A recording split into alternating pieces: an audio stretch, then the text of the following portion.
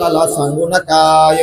तेव्हा बोलते दोघे किशोर, हे अनुचित कर्म निश्चित फार, हे अनुचित कर्म निंदे फार, पुरुषास स्त्री वेश देखता साचार, लक्षण करावे. ते राजाला सांगू लागले, राजन तुम्ही जे सांगता हे आम्हाला अनुचित कर्म सांगता बरं काय.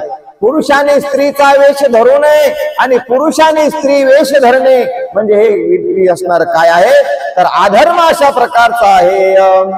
पुरुषाशी नारी वेश देखता, पाहणार जाती अधपाता, वेश धरणार हे तत्वता, जन्मोजन्मी स्त्री होय. पुरुषाने जर स्त्रीचा वेश धारण केला तर ज्यांनी वेश धारण केला तोही नरकाला जातो आणि जे त्याला बघतात पाहणारे जाते आणि करणारे जाते तर दोन्ही पण त्या ठिकाणी नरक यातना भोगतात. प्रति कर्मानुचित पैशाचे शास्त्र बोलत, याही वरी आम्ही विद्यावंत अमित मिळवू. हे बघा, हे अनुचित कर्म आम्ही करणार नाहीत, आम्ही अधर्म करणार नाहीत, कारण आम्ही विद्वान आहेत आणि विद्वानाने धन मिळवावा. पण कसं मिळवावा? आमच्याकडे धन आहे कोणतं? आम्ही बुद्धिमान आहेत, आमच्याकडे कोणतं धन आहे? आम्ही सुमती म्हणजे मती नाम बुद्धी, सुमती म्हणजे चांगल्या मतीचे, तर या लागी सुमती जोडीती शांती संपत्ती आणि शास्त्राची दुबती पोशिती घरी. आमच्याकडे ग्रंथ आहे, शास्त्र येत आणि त्या शास्त्ररूपी ग्रंथाचे दुपते आम्ही घरी पोचतो राजा. आम्ही अधर्म करणार नाहीत राजा, म्हणून आम्ही स्वधर्मान वागणारे व्यक्ती आहेत. आमची विद्यालक्ष्मी सतेज, तो सुवावणीचे भूपज, आमचे नमुने चरण भुज, धन देते प्रार्थुनिया. आमच्याकडे विद्या लक्ष्मी आहे, अनेक प्रकारची विद्या आम्ही संग्रहित करू, अनेक आम्हाला राज्य लोक प्रसन्न होतील आणि त्या विद्येच्या बळावर आम्हाला धन दर्वे देतील. राजा हे काम आम्हाला सांगू नका आणि हे केल्यावर जे धन मिळणार आहे ते धन उत्तम व्यवहारी नाही. बरं आम्ही कसे धन मिळवतो तर जोडोनिया धन उत्तम व्यवहारी, उदास विचारे वेच करी, असं धन मिळवतो. आणि असं जर धन मिळालं तर मग तो उत्तमची भोगी जीवखानी, अशा प्रकारचे आम्ही विद्वान आहोत राजा. आम्हाला अधर्म करायचा सांगू नका. पंडिताची विद्या माय सदुनी, विद्या अकाळे फळदायिनी, विद्या कामधेनु सांडुनी, हिंदे कर्मन प्रतिपाळा. पंडिताची विद्या हे धन आहे, विद्या अकाळी कामाला येते, विद्या अवेळी कामाला येते. विद्या हे आमचं असणार शास्त्र धर्म आणि शस्त्र बर काय. आमच्याकडे जे शब्द आहेत विद्याचे ते शब्द नसून राजा आमचं शस्त्र आहे. आमच्याकडे जे शास्त्र आहे ते शास्त्र नसून आमचं शस्त्र आहे. आमच्या शास्त्रात ते शब्द नसून काय आहेत तर मंत्र आहेत. साचाची बोलाचे नोहे शास्त्र, संसार जिनने ते शस्त्र आणि आत्मावतरी ते मंत्राक्षरी. आत्म्याला अवतीर्ण करण्याचे मंत्र अक्षर आमच्या शास्त्रामध्ये येतं, म्हणून आम्ही शास्त्र वाचून विद्या संग्रहित करतो आणि विद्याच्या बळावर धन धान्य साम्राज्य जमवतो. राजा आम्हाला असं नित्य कर्म सांगू नको. माता पित्या विद्या आगळी, संकटी प्रवासी प्रतिपाळी, परतलचे प्रभू सकळी, जे पुण्या जोडती कर. मात्या पित्यापेक्षाही विद्या आगळी आहे. विद्या हे एक धन, महान धन आहे. म्हणून राजा विद्यासाठी आम्हाला कोणाकडे हात पसरायची गरज नाही. आई बाप जन्म देतील, बाप पैसा देईल, शिक्षण करील, आई प्रतिपाळ करील, पण विद्या विद्वानाला सर्वत्र पूज्यताला नेते. ही विद्या आमच्याकडे राजा, आम्ही कोणाकडे हात पसरणारे व्यक्ती नाहीत. विद्या हिन तो पाषाण देख, गीता चिंदत तो शेतमृख, याचन पावये मुख, जननी जननी व्यर्थ श्रमवली. जननी व्यर्थ श्रमवली. कोणाची पण जो शिकला नाही, ज्याच्याकडे विद्या नाही, ज्याच्याकडे पाठ नाही, तो काय आहे जिताची मृत जाणं, असं या ठिकाणी ग्रंथकर्ते म्हणतात. तो जन्मून उपयोग झाला का नाही. जननी व्यर्थ शिनविली म्हणजे मातेच्या पोटा दगड आला, आईच्या पोटाला तो काय झाला, आला बापुडा जन्म आला आणि गेला व्यर्थ गेला. कसा बरं, अनेक झाडं जंगलात वाढतात, ते झाड काही उपयोगी येतात, पण शहराचे झाड काही उपयोगी येतात का? वाढोन या मोडला भेंड जैसा, जसा वाहडा आणि मोडा तसा तो व्यक्ती. नाहीतर आता म्हणले काय फार ज्वारी छान आली हरी महाराज म्हणले, महाराज तुमची ज्वारी लय छान आली, अशी वाढली, असे कंस लागले, पण त्या कंसाला काय झालं, दाणे शिल्लक राहिले नाही. काय झालं, आपल्या भाषा सोपट झाली. काय झाली, कणावी न सोपटे कनसे लागली घन दाटे, काय करावे वखटे वशनगर. कण खूप येत पण दाणे नाहीत. गाव चांगलं मोठं आहे, गावाला गुढ्या लावल्या, तोरण बांधले, पण म्हणले गावात कोण राहतंय, म्हणले गाव ओस आहे. तसं विद्या नसल, अभ्यास नसल, ज्ञान नसल, तर भक्तीविना पशिव कशाशी वाढला आणि सटविने नेला कैसा नाही.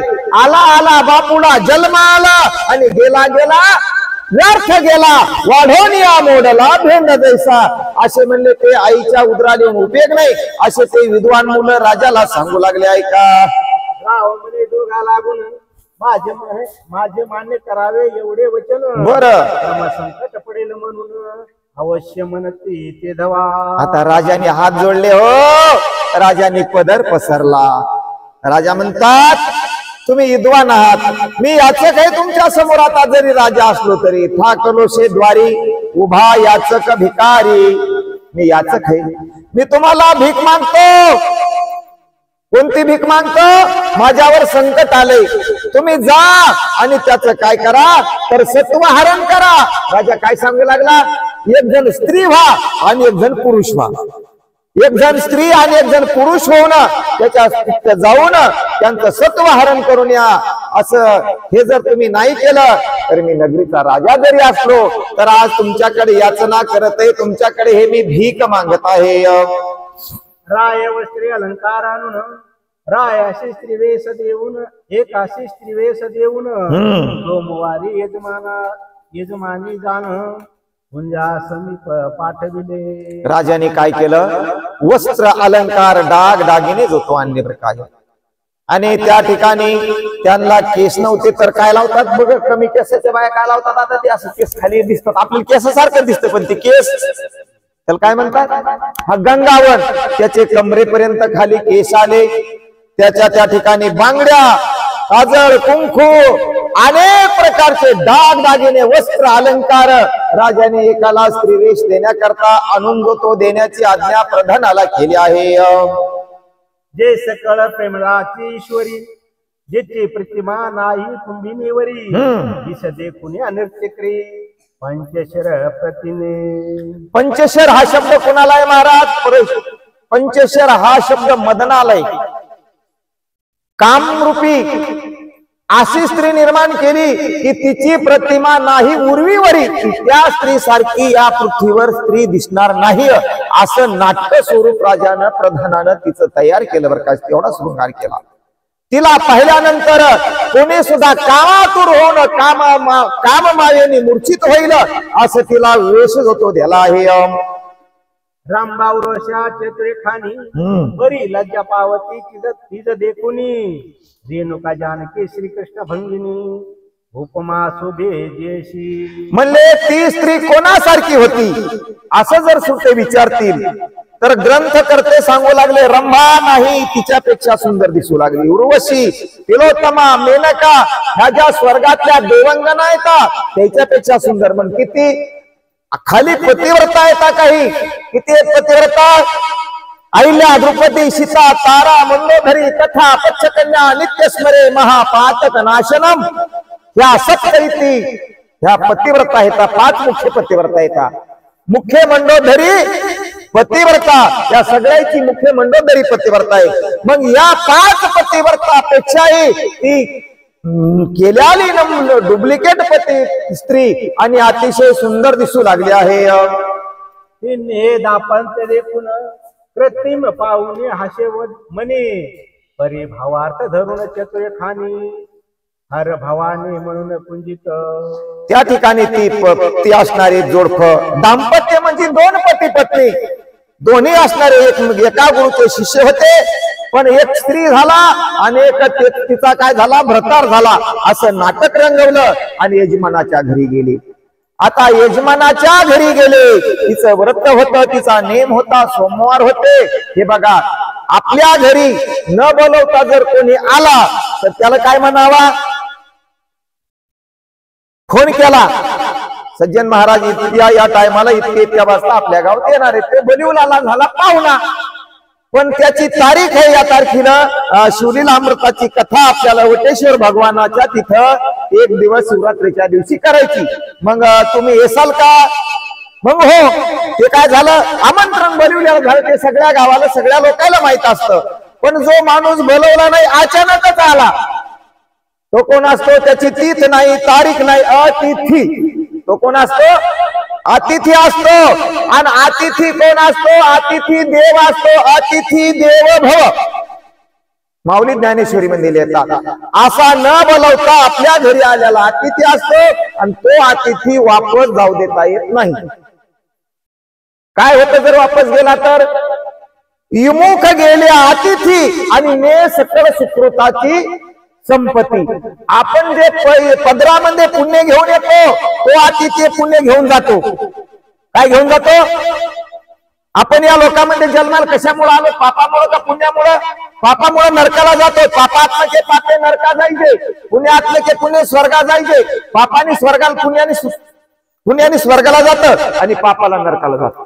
पण इथे येण्याचं कारण पाप पुण्य समसमान समी तवच पावी जय कर्मभूमी. ज्या वेळेस पाप पुण्य आणि समसमान होतं त्यावेळेस कर्मभूमी होती. पाप पुण्य करून या जन्मा येतो प्राणी, आणि त्याला सुकृत लागतं. अनंत जन्मीचे सुकृत पदरी तयाचे उदरी हरी पेठा होय. तिळ तिळ पुण्य साचा पडे, ऐशे बहुत जन्मी जोड जोडे. तरीच गा तुडे नाम तुझे, आणि समागम घडे संताचा समागम घडण्याकरता आणि देवाचं नाव तोंडाला येण्याकरता पुण्य लागतं. आणि असे अतिथी होणं, ते जोडफ, ते पती पत्नी या यजमानाच्या घरी गेले तर त्यांनी पूजा कशा प्रकारे केली ऐका ऐका. अलंकार वस्ते अष्टधन, अन्न देते भोजन, वा गौरी म्हणून नमस्कार करू बोळवती. कोण्या जातीचे हेत, कोण्या वर्णाचे हेत, कोण्या धर्माचे हेत, न पाहे आती कुळाचा विचार. संताला जात नसती हो, संताला वर्ण नसतो, संताला धर्म नसतो. तुकोबराय म्हणले, माझे जातीचे मज भेटो कोणी, ऐशियाचे मनी अर्थ माझे. आणि त्यांना त्या ठिकाणी आदर आतिथ्य केलं. बरं, त्याला षडस प्रकारचं भोजन तयार केलं. कोण? म्हणून महादेव शंकराची जोडी आज माझ्या घरी आली, आणि घरी आल्याच्या नंतर काय आतिथ्य चालू केलं ऐका. जाता ग्रामपंथे लक्ष्मी, पुढे भरतार माझे कामिनी. नाना विचार चेष्ट भाषानी, बहु बोले तयासी. घरा आले, घरा आले, घरा आले कृपावंत, घरा आले कृपावंत. काय केला म्हणले? पूर्ण केला, पूर्ण केला, पूर्ण केला मनोरथ, पूर्ण केला मनोरथ. त्याला षडश पक्वांचं भोजन दिलंच दिलं, पण हात जोडून उभे राहिले त्या ठिकाणी ते यजमान. महाराज, कै मी उद्धार पावेल, कै कृपा करील नारायण. ऐसे तुम्ही सांगा संत जन, करा समाधान चित्त माझे. हो, त्यांना समाधान केलं. त्यांना वस्त्र अलंकार दागिने जो तो दिले, आणि आसन गौरव, भूषण गौरव, वशन गौरव, त्यांचा गौरव केला. आणि दोघांनी त्या ठिकाणी वाटत होतो. आता रस्त्यानं चालता चालता श्रीधर स्वामी ग्रंथामध्ये लिहितात, काय करू लागले, याची भावना झाली, मी चाकोन आहे, भ्रतार आहे म्हणजे पती आहे, आणि ही माझी पत्नी आहे. असे चालता चालता चालता डोंगराने तो काल क्रमण करू लागले. करता करता काय होऊ लागलं ऐका ऐका. म्हणले महाराज, म्हणे आहे एकांत वन, वृक्ष लागले निभेड घन. बरं, कामानळे करून गेले आळून प्राणपती. हे बघा, शास्त्राचं वर्म आहे. एकांतामध्ये कोणी किती जरी विरक्त पुरुष असला तर एकांतामध्ये स्त्री सोबत बसणे आपल्याला दोष लागतो. एकांतामध्ये आपल्या स्वस्त्री नाही, बरं, परस्त्री सोबत एकांतात एकट्याने बोलणं म्हणजे पापाचा घडा वाढवू नये, शास्त्र सांगतं. आता तुम्ही याला पुरावा काय म्हणसाल तर नाथरायांनी चिरंजीव पदामध्ये सांगितलं, नको नको स्त्रीशी एकांत, नको नको स्त्रीशी लोकांत, करीती आघात पुरुषाशी.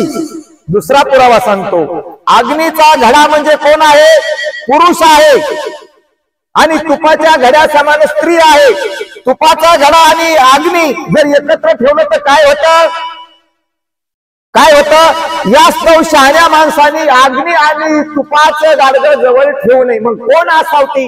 कन्या, भगिनी, सोका, पत्नी. कबीरदासजी सांगतात, कन्या म्हणजे आपली मुलगी असो, स्वतःची पत्नी असो, कन्या, भगिनी, सो कोणतीही स्त्री असो, जर एकत्र आले तर त्या ठिकाणी काम उत्पन्न होतो. आणि काम उत्पन्न झाल्याच्या नंतर काय होतं? ऐका पुढच्या वेळी सांगा. तो वर्षता सुरत मेघ शीतळ करी ममंग, नित्यंबिने झाले अमंग, जवळे पाहे येऊनिया. ती स्त्री रूपी असणारी, ते शिष्य होते एका गुरुचे दोन्ही, पण स्त्री रूपी असणारी म्हणू लागली मी कामातुर झाले. ऐका लक्षपूर्वक. कामातुर झालेल्या व्यक्तीला भेव वाटत नाही. दुसरी गोष्ट, अंधार आहे, काटे कुटे जंगले, का मी गावामध्ये एका तालुका स्तरावर एका 4 मालकामध्ये कामातुर आहे न भय न लज्जा. शास्त्राचं प्रमाण आहे, कामातुर झालेल्या व्यक्तीला भीती वाटत नाही आणि लाज वाटत नाही. याला भीती वाटत आणि लाजही वाटत. कामातुर आहे न भय न लज्जा. आणि त्याला आवड निर्माण होती त्या स्त्रीपाशी.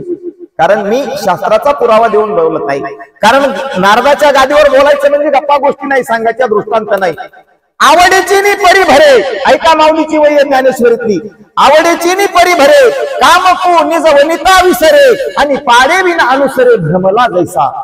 एखादी स्त्री का त्या कामुक व्यक्तीला आवडीनं बाबा, तर तो स्वतःच्या स्त्रीचा विसर पडतो. त्याला आवडीची नि परी भरे. आता ही त्याची घरची स्त्री स्वतःची लग्न करून आणलेली, ब्राह्मणासमोर, अग्नीसमोर 4 लोकांनी हातामध्ये ज्वारी घेतली आणि इमानपूर्वक सांगितलं की आम्ही तुम्हाला साक्ष येतो आणि तुमचं पती पत्नीचं जोडे आमचा तुम्हाला आशीर्वाद आहे. ज्या आईने 9 महिने 9 दिवस पोटामध्ये उदरामध्ये सांभाळले, काळजाचे तुकडे एकूण ज्या मुलीचं लग्न केलं त्याच्यासोबत गाठ बांधून दिली, आजवर होती आमची आणि आता झाली तुमची, सांभाळ करा. आणि सांभाळ करण्याची जबाबदारी त्यांनी 4 चौघा माणसामध्ये घेतली सुद्धा, शपथ घातली, संकल्प सोडा, पाणी ग्रहण केलं. पण त्या लग्नाच्या स्त्रीला सोडून देतो. आवडीचे नि परी भरे, कामको निजवनिता विसरे. स्वतःच्या स्त्रीला विसरतो आणि पाडे विना अनुसरे भ्रमला जैसा. तिच्या शोधन त्याचं काही काम आहे का हो? तिचा घरादाराचा प्रपंचाचा भार ही सांभाळते, त्याच्या मुलाबाळाचं शिक्षण ही करते, त्याचा प्रपंच ही थांबते. काय म्हणाले महाराज, आमचं लक्ष तिकडे चाललं, तुमचं बोलून घ्या, आम्ही थांबू शकतो. चला. तो म्हणे का चेष्टा करीसे विशेष, खेडी वस्त्र होय पुरुष, विनोद करीसे असमास, हस्ती लोक मार्गीचे. आता विरक्त पुरुष म्हणावा याला. विरक्त, तो जो शिष्य होता स्त्री झालेला तो विरक्त होता. काय विरक्तीचं बळ किती? हा कामातुर झाला. कामे नेले चित्त, नेदी अवलोकू मुख. ज्याला काम उत्पन्न झाला त्याला देह धर्म जात पात काही सुद्धा कळत नाही. पण विरक्त जर असेल ना तर विरक्तीची एक ज्ञानेश्वरीतली वही देतो तुम्हाला, कारण हे सगळे ग्रंथ एकच आहेत. हरिहरा भेद नाही नका करू वाद.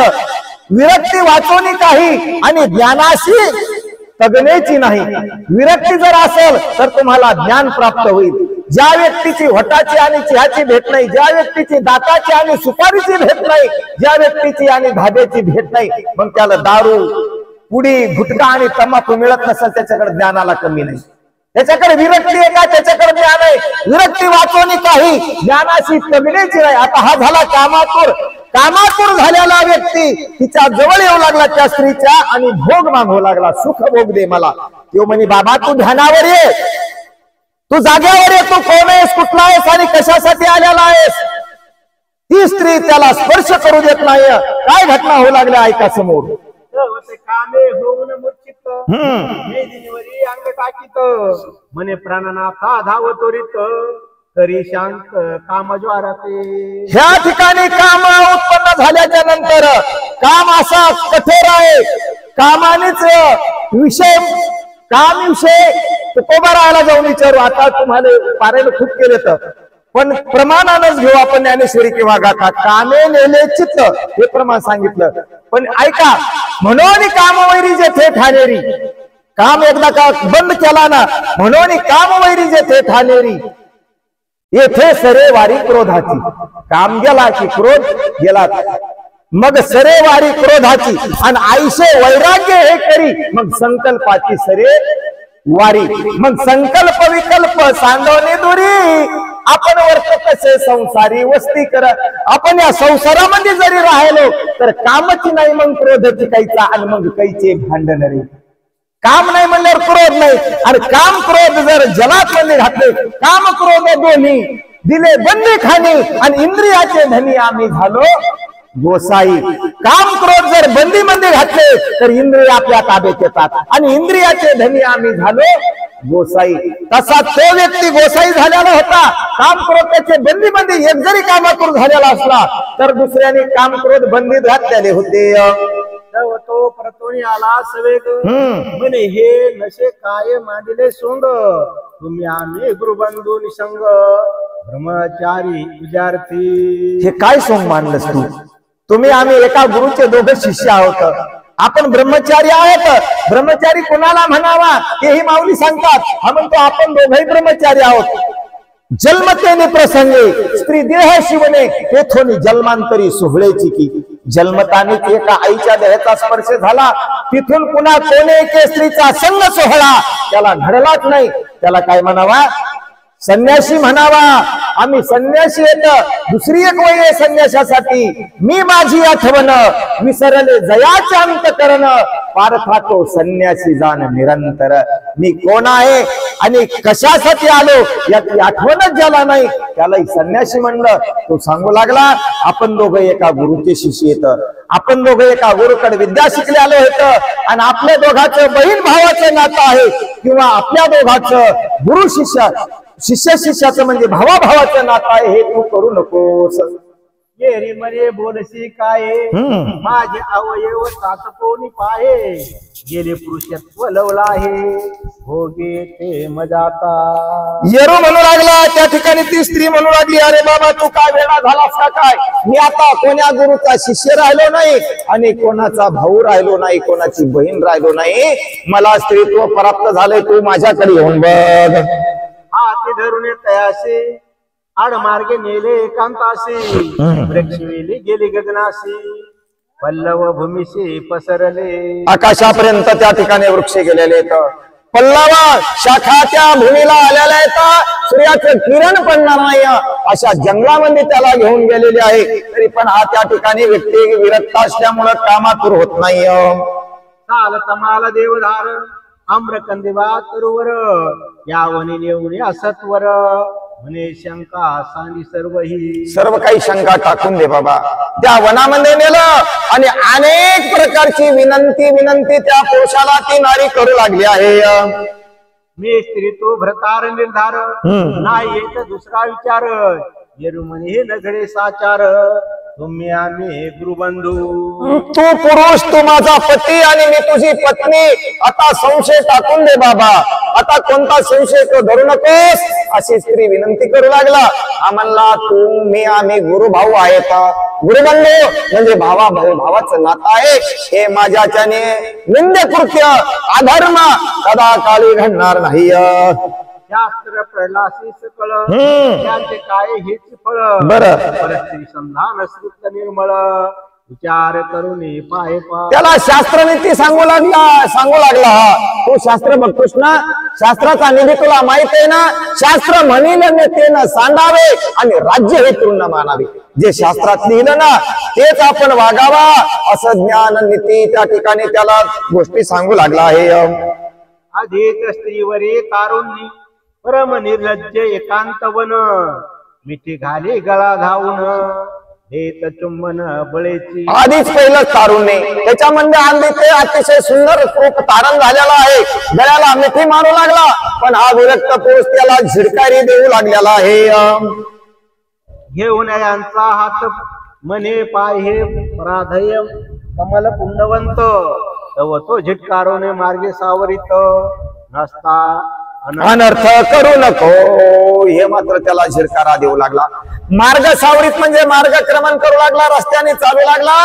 अनर्थाला आमंत्रण देऊ नकोस, कारण नित्य कर्म केलं ना तर त्या कर्माचं फळ मला भोगावंच लागेल. धन्य धन्य ते पुरुषजनी परयोषिता एकांतवनी, भाग्य धन तारुणी प्रार्थिता मना चळेना. धन्यता कोणाला देतात? गरज आश्रमी असताना एकांतामध्ये स्त्री भेटली तरी त्याला वैराग्य, एकटाच रस्त्याने चालला आणि 500-500च्या नोटाचा ढीग सापडला, घेईल का नाही कोणी? पण नाही घेणार. जर ओलांडून जाईल त्याला काय म्हणावा? धन्यता म्हणावा. अशी धन्यता ते ग्रंथ करते त्या व्यक्तीला देऊ लागले आहेत. तरी तो नर केवळ शंकर, वा, या पासे चित्त समग्र येवोनी राती सवेशी. तीर्थाला जायचं काम नाही, व्रत काढायचं काम नाही, असा जर पुरुष असेल विरक्त, वृत्तीशी धरणार नाही, वृत्तीच झाली निवृत्ती, मग जनन दिशे डोळा. ज्याची वृत्ती निवृत्ती झाली त्याला जग डोळ्याने दिसत नाही. त्याला काय दिसतं? हे विश्वाची माझे घर. या विश्वा म्हणजे आतोनात भगवंत भरलेला दिसतो. सर्वभूती पाहे एक वासुदेव आणि कुसोनिया ठाव भ्रांतीचा. सगळीकडे परमात्मा भरलेला दिसतो. तया सर्वात्मका ईश्वरा स्वकर्म कुसुमाचे वीरा. पूजा केली होय अपार कोशा लागी. सर्व आत्म्याच्या ठिकाणी ईश्वर दिसतो, तुझा भाव त्याला दिसत नाही. जनरहित घोरवणी दरवे घट देखिला नैनी, देखिता जाय ओसांडोनी तरी तो शंकर निर्धारे.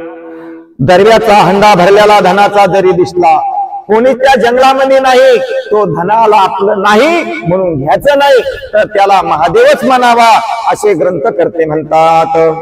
सत्य वचने सत्य कर्मी रत निम मागवी विद्या वितमुखत. इत्यासुनी गिरवरहित तरी तो शंकर निर्धारे. धन धान्य भरपूर आहे, विद्या भरपूर आहे, पण त्या विद्येचा अभिमान नाही, त्या धनाचा अभिमान नाही. सगळ्यावर दया करतो. संपत्ती आणि दया दोन्ही वस्ती आली एक ठाया. इति भूती जाण माझी धनंजया. धन आहे आणि दया आहे, ती विभूती आहे माझी. ज्याच्याकडे धन आहे त्याच्याकडे दया नसती, आणि ज्याच्याकडे धन आहे त्याच्याकडे पैसा नसतो. पण पैसा बी आहे दया बी, तर ती शंकरच आहे असं म्हणावं. आपण देखता उर्म काढून निंदक विदिती वागबाणी परी खेद करीती आनंदमणी तरी तो शंकर निर्धारे. अनेक प्रकारचे निंदक असतात, अनेक प्रकारची निंदा करतात, पण कोणी निंदा करा कोणी स्तुती करा, त्याला क्रोध येत नाही, त्याला राग येत नाही, शांत बसतो. असा असणारा तो महादेवाचाच अवतार आहे. कुठ दोष गुण देखे कजरे अनुदिन परी तो मुखासी नानी गेली. पाहू नका त्याच्याकडे. तो निर्धार आणि तसं कोणी असलं तर निघून जायचं. ते शंकराचे दूत आहेत. तसं काय असलं भ्रष्ट करता थांबू नका, ते सांगायला आले. खाली बसा सगळे, उभे राहू नका. चला, ते काही करणार नाही तर चला घ्या. न देशे स्त्री पुरुष भाव जाण जाते ते येत नाही आपल्याला काय करणार. गुरु रूप पाहे चराचर संपूर्ण न सांगे आपले कृतात तपदान तरी तो शंकर निर्धारे. आता वैती चालू होईल ते सुद्धा ते चाल. ऐका, चित्त शुद्ध आहे का? चित्त शुद्ध तरी शत्रुमित्र होती आणि व्याघ्र न खाती सर्पतया. वाघ खाना प्रल्हादाचे किती प्रकार करून पाहिले. मग या आगे मोळाच्या माशा तुमच्या जरी फिरत असल्या तर त्या तुम्हाला डंक करणार नाही. तुम्ही त्याला मारायला आलात का? कोणी जर विठाल चंदळाचा असेल तर बाजूला सरका, तर ते काही सांगायची गरज नाही. म्हणून त्याची काही सुद्धा भीती नाही. कारण शंकर असं एक दैवत आहे, ते गावामध्ये कोणत्याही महादेवाचं मंदिर नाही. तुम्ही बघा, जंगलात डोंगरात खऱ्यात राहते, सर्वस्वाचा त्याग करून राहते, आणि त्या आगीमोळाच्या माश्या ज्या आलेल्या आहेत त्या फक्त आपल्याला सूचना करायला आल्या. चला, आणि हे मुलं अशा डोंगरामध्ये चालत असताना काय काय करू लागले ऐका. चला, मूर्खा पंडित निवडून नेणे समान पाहतो कीर्ती वाढवी नावडे मनात तरी तो शंकर निर्धारे. त्याला शंकर म्हणावा. कोणाला? कीर्ती वाढवे नावडे मनात. पूजता डोळानं देखावी, स्वकीर्ती कानीनं ऐकावी. हो, स्वतःची कीर्ती कानानं ऐकायची नाही, स्वतःची पूजा केल्याने डोळ्यानं पाहायची नाही, असं कोणाला म्हणावा? तो शंकराचाच अवतार समजावाय. अभ्यासीलेले मिरवी लोकात शिष्य करावे हा नाहीच हेत. कोणाचा संग नावडे आवडे कांत तरी तो शंकर निर्धारे. कोणाचा शंकराला अडवत नाही. आपण अभ्यास केलेला एवढा मोठा हा जगामध्ये सांगायचा मोठेपणा हे ज्याला आवडत नाही. महत्व हरवी चातुर्य लपवी आणि पिसा म्हणजे येण्यासारखा जगात राहतो त्याला असणारा महादेवाचाच अवतार म्हणावं. विरोनी गेल्या चित्तवृत्ती समाधी अखंड गेली भ्रांती. वा अर्थ बुडल्याही नाही खंती तरी तो शंकर निर्धारे. इरोनी गेली या चित्तवृत्ती. चित्त ज्याचं संपलं चित्त नाही चित्त शुद्धी स्थिर पाया पाशी बुद्धी. अपराधाचा केलो तुका म्हणे किती बोलो. ज्याचं चित्त जाग्यावर आहे त्याला इथं बसून उपयोग आहे. आणि ज्याचं चित्त इथं जरी धड बसला चित्त जर बाकी काम येत असलं तर काय गरज आहे. हे आता आगे माऊ तुमच्या मध्ये घुसलं कशासाठी. तुम्ही उठून जाता तर बसता याच्यासाठी बसलं. पण तुमचा जर निश्चय झाला का हे जाओ अथवा राहो पांडुरंगी दृढ भाऊ. गजानन महाराजाला किती मत माशात खाल्लं चावू. महाराज भेळले का महाराजांना मारण्याचा प्रयत्न केला का. मग त्याला फिरू दे आपल्यामध्ये. आपण जर काही दोष केला असेल आपलं जर अंतःकरण शुद्ध नसेल तर देवाला सांगायचं आम्ही तुमचे येतं तुम्ही कोणाचे येतं आमचे येतं. आता सांभाळणारा कोण आहे. वृक्षाचे पान हलेजाची सत्ता सगळं काही करतात ते वय. तसा तो शिष्य आणि दुसऱ्या शिष्याला ज्ञान सांगू लागला आहे का. श्रीधर म्हणे ऐसे पुरुष हे ब्रह्मानंदे ब्रह्महंस त्यांच्या पायाची पादुका निशेष होणे राहावे सर्वदा. श्रीधर स्वामी म्हणतात असे जर पुरुष असतील कसे. ही एकटी स्त्री आहे त्याला एवढी विनंती करायला लागली. कामातूर झालेला तो ती स्त्री आहे पण तिला तो आई म्हणून तुकोबारायासारखं तुकोबारायांनी सांगितलं. तुकोबारायाचं सत्व हरण करण्यासाठी भ्रष्ट करण्यासाठी भंडाऱ्या माळावर एक स्त्री गेली आणि तुकोबारायाला विनंती करू लागली. तुकाराम महाराज म्हणले जाई ओ माई न करी सायास आम्ही विष्णुदास तैसे नोहे. तुकाराम महाराज म्हणजे आई आम्ही विष्णुदास होत आम्ही कोणाला धरणारे पकडणारे व्यक्ती नाहीत ना इथून. तसा हा सत्पुरुष त्याला त्याचं दर्शन घेतल्याने आपला उद्धार होतो. वेद मंत्री पुत्र साधू प्रम धैर्य शास्त्र निवटोनी काम म्हणे ग्रामास चाल जाऊ उत्तम विचार करूया गोष्टीचा. हे पा संत कसे असतात. संत उदार भरले अनंत भांडार. देव तसा नाही. देव कसे घेशी तेव्हा देशी ऐसा असे उदार. देवाला काहीतरी द्यावा लागतंय. गंगा पापम शशी पापम कल्पतरू तथा दैन्य. गंगेला पाप जातं कल्पतरू खाली गरिबी जाते. शशी म्हणजे चंद्राखाली ताप जातो. हिमवंतू दोष खाये जीवित्वाची हानी होय. हिमालय पर्वताला प्रदक्षिणा केली तर दोष जाते पण मरायची भीती आहे. तिथं बर्फ आहे. काशीने उदार आहे. काशी सर्वस्वी उदार. मोक्ष देवीने होय किर वेचावे लागे शर्यत हे गावी. तिथं मरावं लागतं तर मुक्ती मिळते. पण संतांचं तसं नाही. पाप ताप दैन्य जाय उठा उठी आणि झाली या भेटी हरिदासाची भेट झाली की पाप जातो ताप जातो आणि सर्वस्व जातो. मग तो शिष्य म्हणू लागला मी जर हरिदास असल मी जर संत असल तू किती जरी कामातूर झाली असली आणि माझ्या गुरुनी मला विद्या दिली असली तर माझ्या विद्येच्या बळावर आपण सारिखे करीती तात्काळ आणि नोहे काळ वेळ तया लागी तुझा कामजार दूर करणार मी. म्हणून तो प्रयत्न करून तिला पूर्वस्थ करू लागला आहे. ऐका आयशे बोलून सारस्वत पुत्र रूपे सदना अनिला त्वरित व्रत केला समाचार वर्तविला जो. हो असं तिला बोलला. तिला उपदेश केला आणि आपल्या ग्रामाला आपल्या घरामध्ये तो सारस्वत पुत्र घेऊन आला आणि त्याला काय ज्ञान शिकू लागला. ऐका सारस्वते मानिला अनर्थ रायाजवळी आला वृक्षस्थळ बडवित म्हणे दुर्जना त्वा केला घात हत्या करीन तुझवरी. आता त्याचा जो वडील होता सारस्व नावाचा ब्राह्मण तो राजवाड्यामध्ये आला. राजा अरे माझ्या मुलाला मी काळजाचं माझ्या देहाची पर्वा केली नाही रे. आणि मुलाला विद्या शिकवली विद्येचं भांडार त्यांना दिलं. राजा तू हे काय केलंस. माझ्या मुलाला एकाला स्त्रीत्व करून दिलं आणि त्याची विद्या भ्रष्ट करण्याचा प्रयत्न केला. राजा अनर्थ केला बाबा, मी आता तुझ्या दारामध्ये आत्महत्या केल्याशिवाय राहणार नाही, असं त्यांनी विधान देतो म्हणलं आहे. वेदशास्त्र संपन्न कोण? एवढे ते पुत्र मज लागून निघायचं का? भगवंत केला पूर्ण काळे बरोबर. झाले तुझे. राजा, तुझ्या असणाऱ्या ऐश्वर्याला, तुझ्या धनाला, तुझ्या संपत्तीला आग लागो. माझा एवढाच एकुलता एक मुलगा असताना मला तू माझ्या मुलाला स्त्रीत्व दिलं, मी तुला शाप देऊन तुझं राज्य, प्रजा व सर्वस्वाचा त्याग कर. राजा लक्षपूर्वक ऐक, तुझी असमजुतीची एक चूक झाली. असमजुतीच्या चुकीनं काय होत आहे का? असमजुतीच्या चुकीनं राज्य, राष्ट्र व प्रजा या सर्वाचा नाश होतो. कोणाकोणाचा झाला तुमच्या समोर दृष्टांत मांडतो. एकटा रावण चुकला, लंका गेली आणि लंकेतले अख्खे राक्षस मेले.